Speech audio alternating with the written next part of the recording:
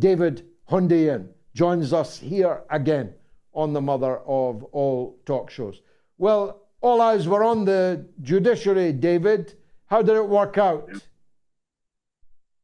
Not very well, because as is now abundantly clear, the judiciary, as it's generously referred to, signaled to the world and to Nigeria specifically that even the letter of the law, the Nigerian Constitution itself, is essentially a series of suggestions that basically, in the interests of protecting the status quo, the judiciary will essentially make up rules that don't exist on the fly. They will nitpick technicalities which make very little sense to anyone, both within and outside the system. And they will basically work their way back from a predetermined answer to basically to arrive at a series of contrived questions. And the only purpose of doing all of this is to subvert justice. So what is abundantly clear now is that even going forward, even after this inevitably goes to the Supreme Court, the outcome isn't going to be any different, because the Nigerian judiciary has made a mockery of itself. Just to give you an idea of just how much of a mockery that we're talking about now. Some of the judgments, the rulings that were pronounced on the day were that, for example, on the issue of the supposed president's drug dealing forfeiture in the United States, where, as you mentioned earlier, he forfeited the sum of $460,000 to the U.S. government, being proceeds of heroin trafficking.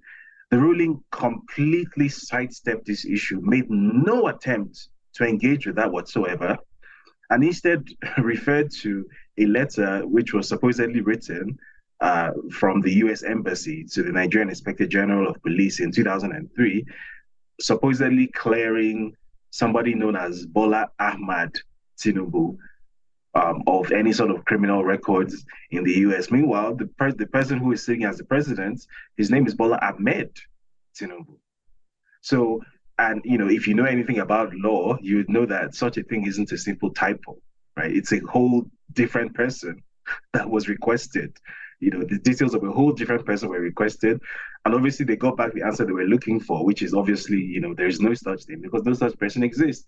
And that's what the supposed judiciary relied on 20 years later in 2023 to basically pronounce him innocent. The judgment said, based on that letter, he had no case, and that the forfeiture is a civil matter. It's not a criminal matter, so it's fine. That's what the supposed Chief Justice of the Nigerian Appeal Courts ruled. So what has become abundantly clear is that, as it stands, Nigeria has no law. Nigeria has a series of written and codified suggestions, but anything and everything, depending on how much money you have, depending on how much influence you have, anything and everything will be allowed to stand up in court, no matter how stupid, no matter how fatuous the argument is.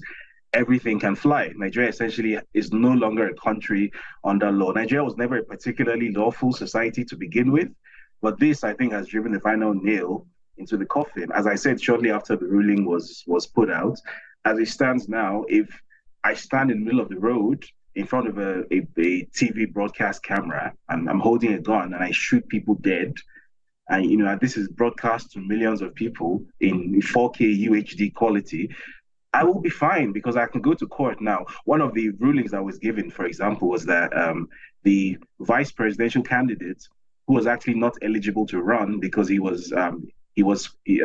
had been registered as a contestant for another political office concurrently, which is illegal. The ruling given was that, as long he didn't do it intentionally, so it's fine. So essentially now what that means is the maxim which any lawyer anywhere in the world is raised with, which is that ignorance is no excuse under the law, has for the first time been turned on its head in Nigeria by the appeal court.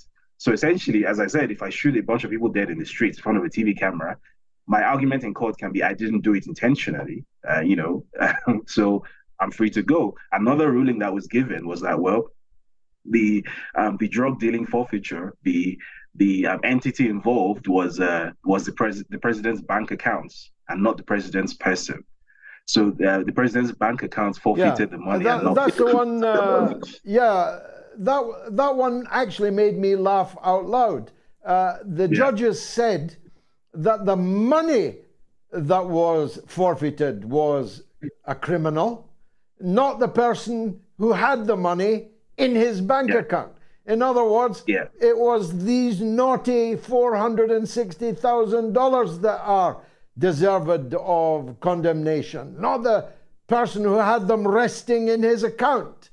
To essentially. continue your analogy, you could claim that all these people you shot were not shot by you, they were shot by the gun.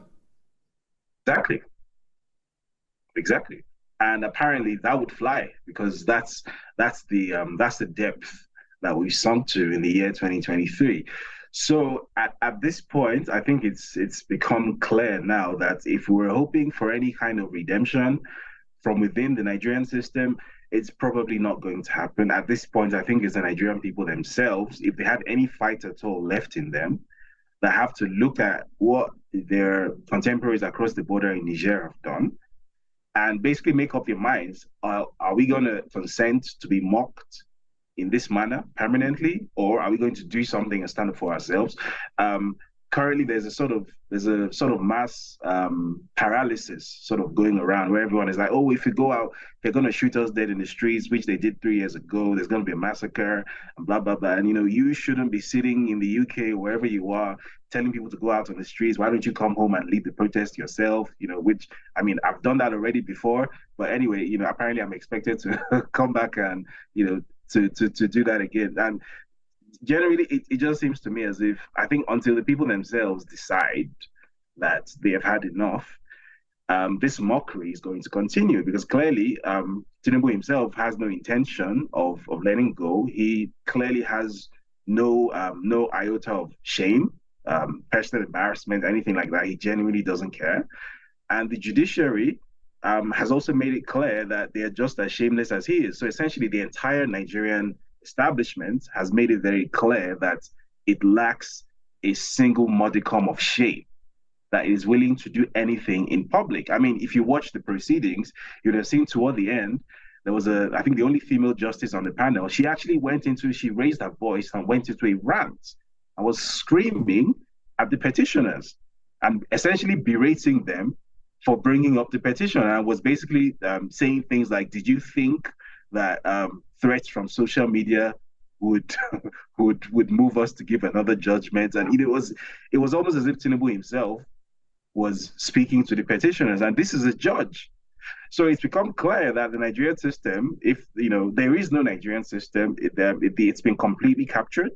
So the Nigerian people themselves at this point need to decide if they're going to consent to be led by their inferiors, or if they're going to do something about it. Ultimately, I don't think there's it's a decision for a journalist or for a politician like Peter Obi to make. I think it's the Nigerian people themselves who have to make that decision, if they ever make that decision.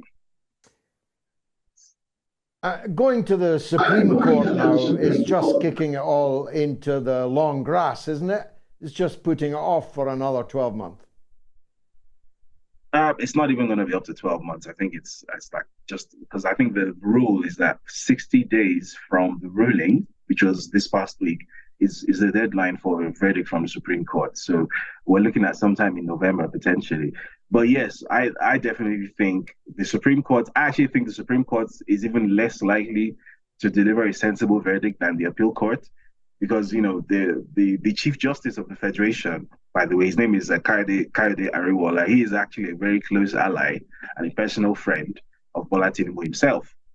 And rumor has it that he was actually placed in that position due to lobbying from Tinubu back when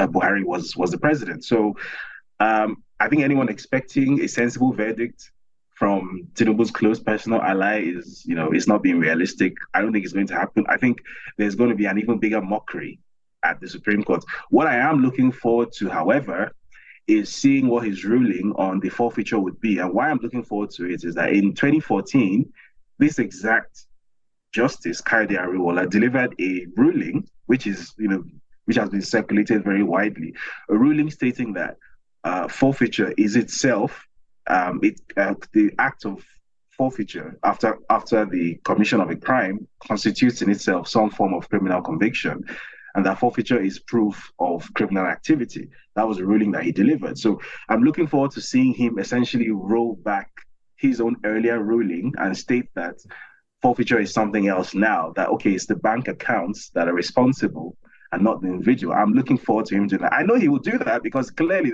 the Nigerian judges have no shame. He's definitely going to do that, right? I completely expect him to do that, but I want to get it on camera. So which is why I said I'm really looking forward to doing that. It's going to be like a seminal moment in Nigerian history, the point when it became clear to everyone that from the mouth of the Chief Justice of the Federation that Nigeria has no law. It's not a free for all. Everybody go outside and do whatever you want to do. It doesn't matter anyway. We're looking forward to that. Nigeria, Nigeria is a great country. Its people, great people, and so numerous, so populous, so hardworking, so prosperous. But they've never produced a political leader of the stature of some of these smaller, poorer African countries. Why do you think that is?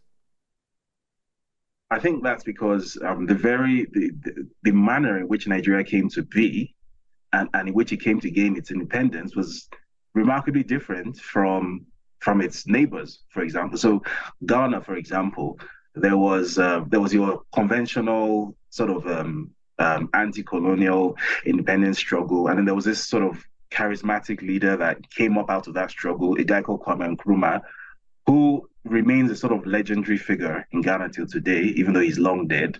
And the country sort of coalesced around a common vision for what an independent future looks like. In Nigeria, there was no such thing.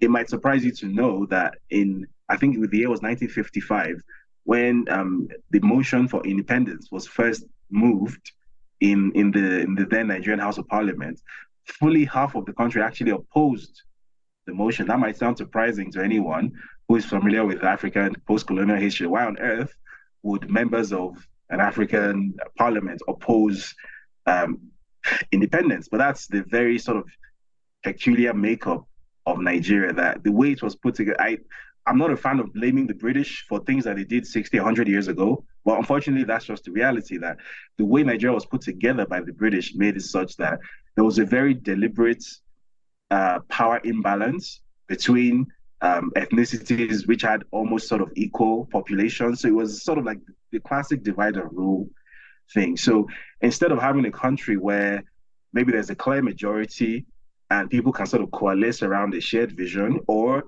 even if it's equally sized groups, they were sort of left to sort of figure it out on their own. Instead, these three groups were sort of pit against each other by the British, which is like the classic empire building way of doing things, so that you get to remain in charge because these three idiots are fighting themselves. That's how Nigeria was put together by the Brits, unfortunately. And all these years later, unfortunately, Nigeria still pretty much remains very much the way it was in the 60s, whereby even though Nigeria has close to 500 plus ethnic groups, they're like basically three majority populations, and they essentially till today remain at loggerheads. They're not really able to agree on anything economically, politically. So the country remains sort of in a de facto state of war, which is why every time there's an election, people die, because it's actual ethnic warfare every time it's time to select a new leader. Part of the reason why Peter Obi's candidacy was such a phenomenon was because he comes from the Igbo ethnic group, which if you're familiar with the Civil War history, rightly or wrongly, Nigeria's first ever military coup in 1966, was labeled as an Igbo coup. And as a result of that, the Igbos were deliberately politically sidelined for many decades in the Nigerian political mainstream. There's never been an Igbo head of state since 1966. And he seemed to come out of nowhere. And for the young people of Nigeria, people like myself who we never experienced a civil war. We never grew up in that era. I was born in 1990. This was ancient history by the time I was born. We just saw a competent administrator who could be a good leader. But for the people from older generations, there are all these issues which still exist in their minds, which continue to be a factor in the political equation. So for some people, it was, oh, he comes from this part of the country, so under no circumstances must he, get into that seat. So there's all sorts of complications, making it such that it's very difficult for Nigeria as a country to sort of evolve a common vision for what it even imagines Nigeria should look like in the future. So if you ask someone, I'm from Lagos, it's in the southwest, the largest city in Nigeria. So if you had to ask me what my vision for Nigeria ideally should be over the next 30 to 50 years, I could spend an hour talking about things that I would like to see, certain types of infrastructure investments, and how the sectors that the government should focus on, direct investment that should be made in education and healthcare, changes in law. I could tell you all of these things. But if you ask someone in Kano, which is in the northwest, what's their vision for Nigeria in the next 30, 50 years, they'll tell you something completely different, because they come from a completely different context where the primary consideration is, for many of them, the religion, which is a particularly conservative form of Islam, which, by and large, doesn't tend to coexist well with its neighbors. So there are those issues. If you had to ask someone from Onitsha, which is in the southeast, what's their vision for Nigeria, they'll probably give you a different answer as well. So Nigeria is essentially 3 or 4 countries struggling to fight each other, but it's one sort of nation state. So internally, it's never really worked. Externally, obviously, the world only sees a bunch of Africans from West Africa. We're all one nationality. We all carry one green passport. Internally, it's a lot more complicated. So unless there's a significant sort of social and mental revolution that takes place, whereby the young people, who are by far the majority of the country's population, as much as 70% of the country's population, decide that they want a break from the past, and that whatever the British did or didn't do, whatever the Ahmadu Bellos and the Ojukus, whatever happened between the 1950s and the 1970s, all of that doesn't concern us now, because we live in 2023. Our lives are a certain way now. We want to move forward into the future, and this is what we want. Until that happens, it's going to be very unlikely that Nigeria will coalesce around a sort of charismatic figure, a sort of Lee Kuan Yew or Kwame Nkrumah or Nelson Mandela. It's unlikely. It's not impossible, because we've seen the emergence of Peter Obi, which was not supposed to happen. So I think we're already seeing the green shoots, some sort of hope. However, as I said earlier, it's up to the young Nigerians themselves to take this to the end, because I think we've used the system as far as the system is willing to let us take it to. We're told after the protest movement, we're told, don't protest, go, form yourselves into a political formation, line up behind the candidate. We've done that, and we actually won the election. And the result was taken from us. We went to court, which is what you were supposed to do. And the court has ruled that, well, it's the gun that shot the people, not the person holding it. So at this point, I think it's the Nigerians themselves who then have to look at the situation and say, okay, we've done everything we're supposed to do. We've played by the rules, and clearly the rules are not designed to work. So now we have to work outside the rules. We have to rebel against the system, because the system is designed to keep us in a certain way. So until they make that decision, we will keep on having this conversation, unfortunately.